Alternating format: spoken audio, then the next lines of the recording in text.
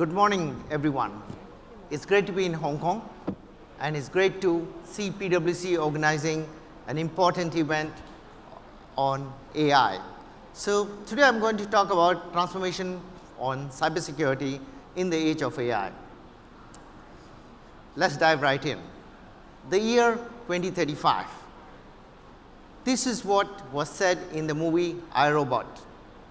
I know many of you would have watched the movie, and it was an interesting one. It talked about robotics powered with AI and how AI changed life everywhere. You could see driverless cars, police, and everything else, which we all want to do, and we would all love to see that. But something interesting happened. Two main events. One, a car fell into a river with two human beings. One was an adult, one was a child. The robot dived, saved the adult, and let the child die. That is the depiction what started this entire movie.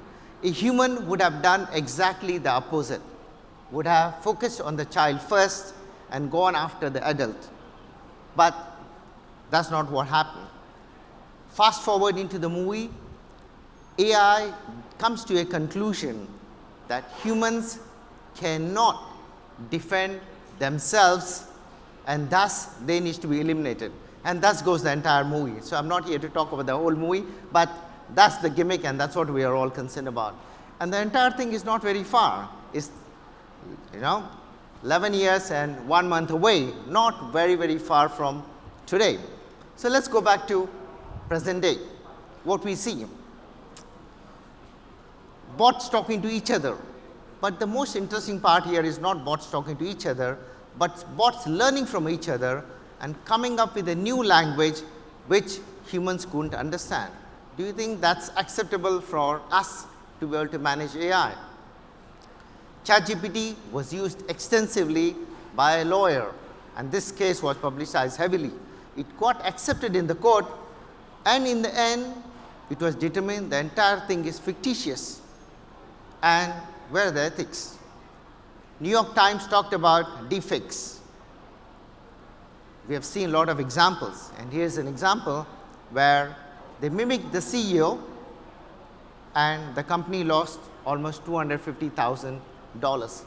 That's real world. How can humans fight against AI and be able to defend mankind? And it's just not me, right? Everybody else is talking about it. So if you look at the world leaders, they are extremely concerned. Will AI wipe out mankind?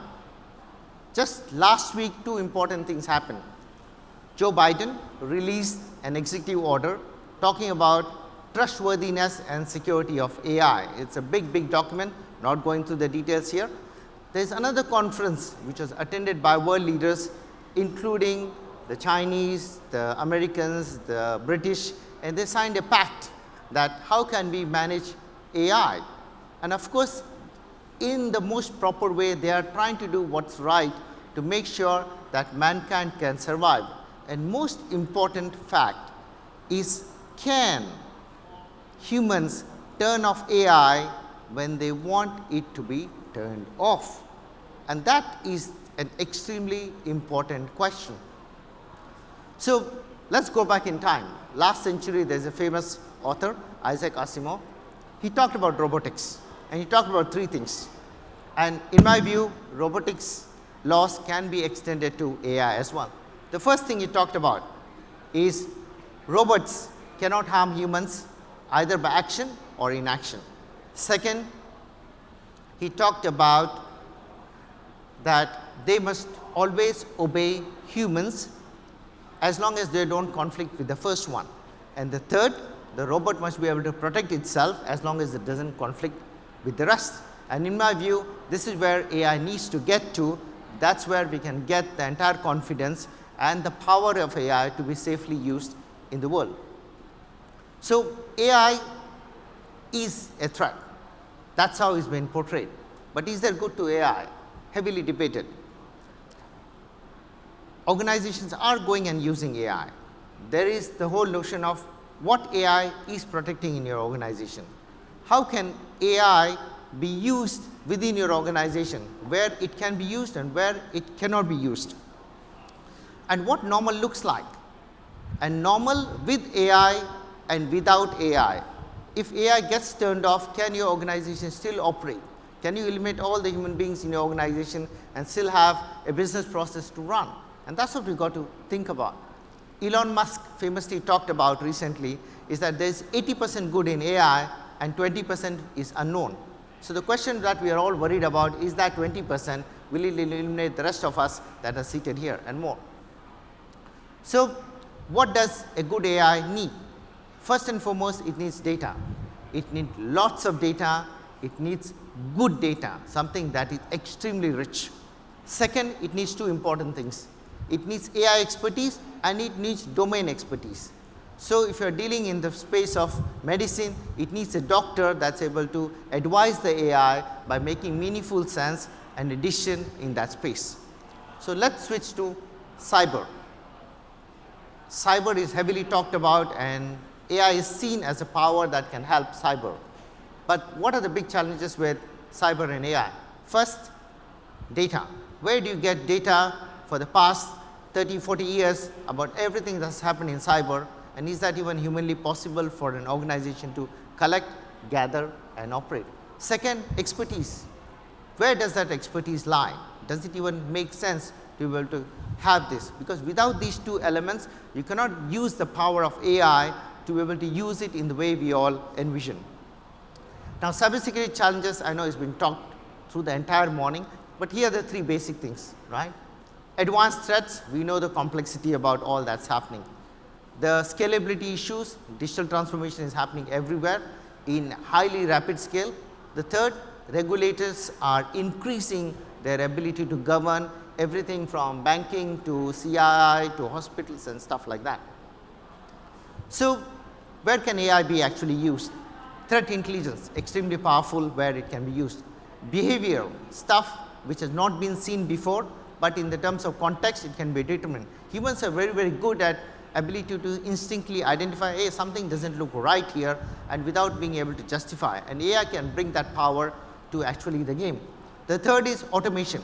Lot of challenges in cyber is to do with talent. So, if you can automate lot of the capabilities with AI, it's going to be a total different game.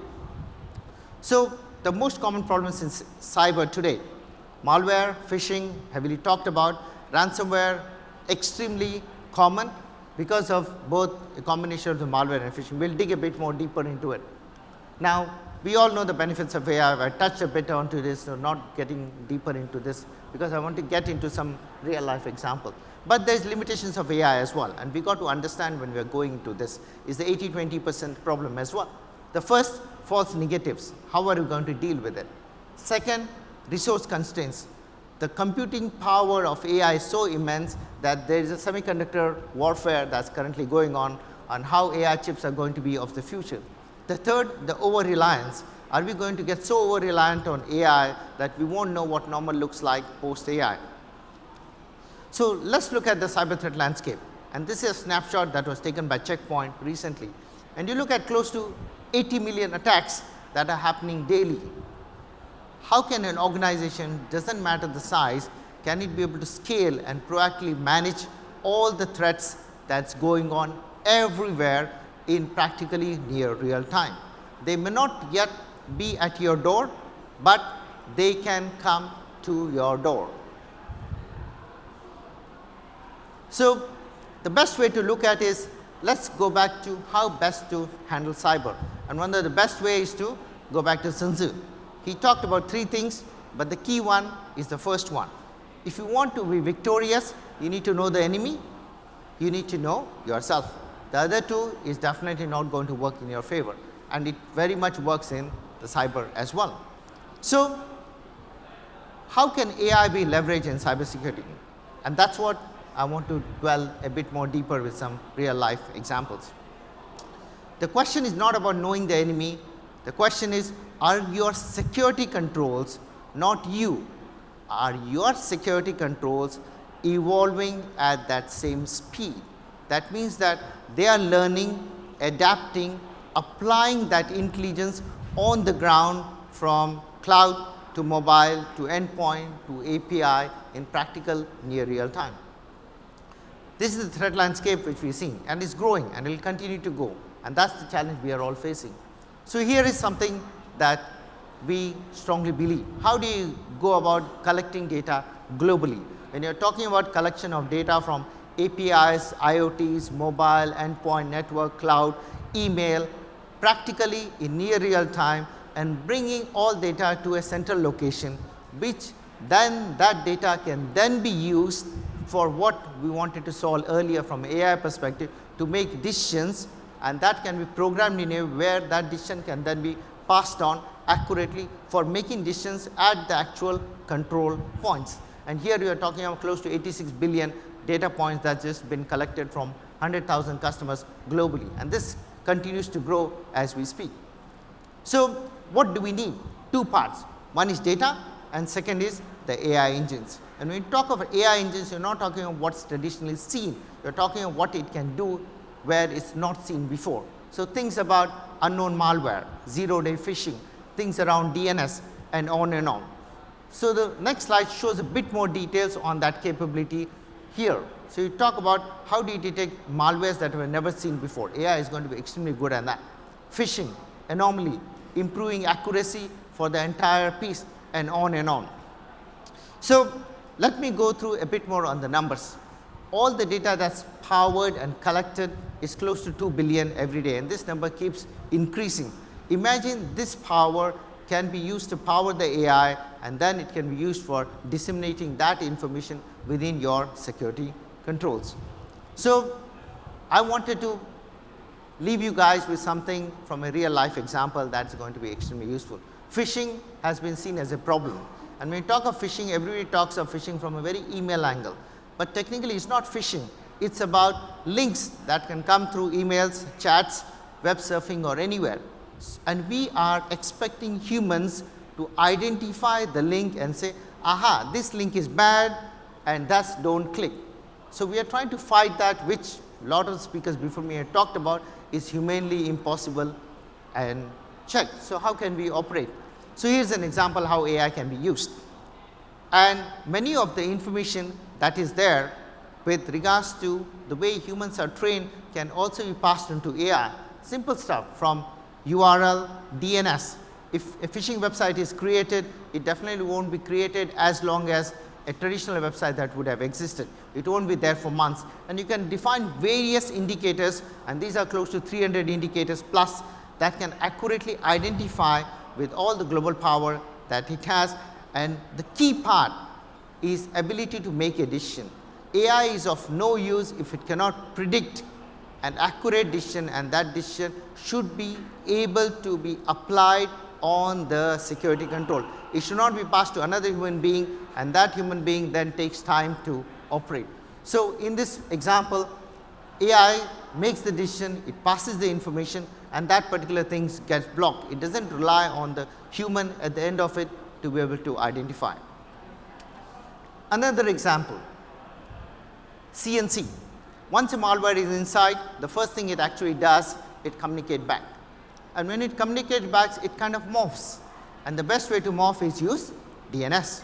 And what it does, it uses domain generation algorithms to keep changing the DNS. So, it becomes very, very hard to identify.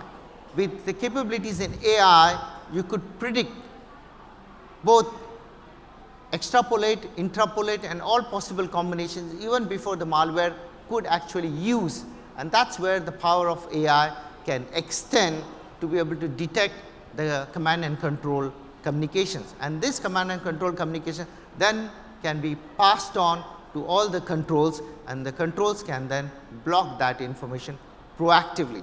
It is not controlled by anything from a human being perspective. Example number 3. We saw a remote access Trojan somewhere in Western Europe, and what was interesting is that this was never seen before. And when we looked at it, we saw that there is something not normal about it. Then the whole thing was parsed, and what a traditional analyst would do a reverse engineer and all that capability and identify, hey, this definitely does not look normal, and it came to a precision verdict to say that this is a malware that needs to be stopped. After that, that information was cascaded to all the security controls, 100,000 customers with millions of security controls globally in less than 2 seconds. There was no SOC or a traditional way of SOAR information, consuming that information and then passing that information to all the security controls. Think about security for the mobiles, think about security in the cloud, think about security at the endpoints, think about security in the network, and that's the power that we are talking about, and this less than 2 seconds.